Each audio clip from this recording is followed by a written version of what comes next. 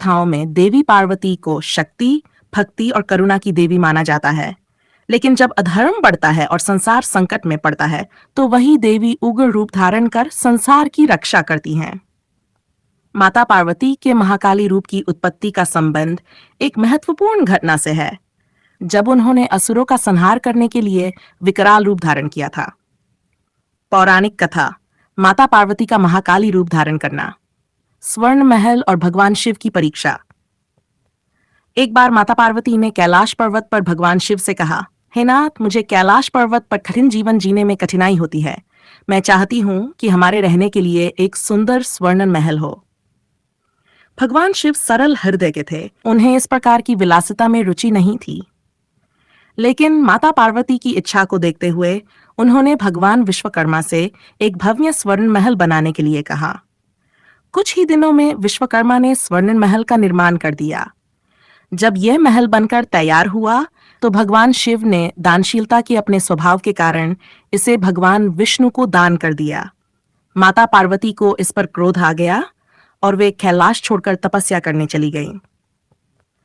माता पार्वती की कठोर तपस्या और उनके उग्र रूप की उत्पत्ति। माता पार्वती ने गंगा किनारे घोर तपस्या की। उन पूरा ब्रह्मांड प्रभावित हो गया। देवताओं ने उनकी तपस्या की प्रशंसा की, लेकिन राक्षस भी इस शक्ति को देखकर चिंतित हो गए। उसी समय संसार में रक्तबीज नामक असुर का अत्याचार बढ़ गया। उसने अपने बल से देवताओं को पराजित कर दिया और तीनों लोकों में आतंक फैलाने लगा।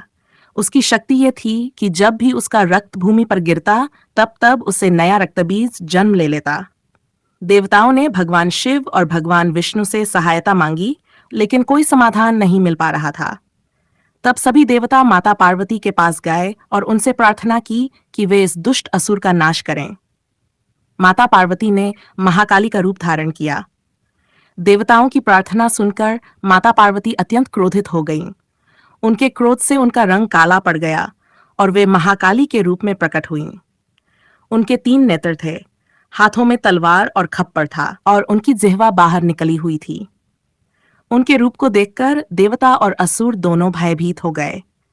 महाकाली युद्ध के मैदान में उतरी और उन्होंने असुरों का संहार करना शुरू कर दिया। वे रक्तबीज से युद्ध करने लगीं, लेकिन जैसे ही उन्होंने उसका वध किया, उसका रक्त भूमि पर गिरने लगा और नए नए रक्तबीज पैदा होने लगे। महाकाली ने रक्तबीज का अंत कैसे किया? महाकाली ने अपनी विकराल जिह्वा फैला दी और जब भी रक्तबीज का रक्त गिरता, वे उसे अपनी जिह्वा से चाट लेती, जिससे नए रक्तबीज उत्पन्न नहीं हो सके।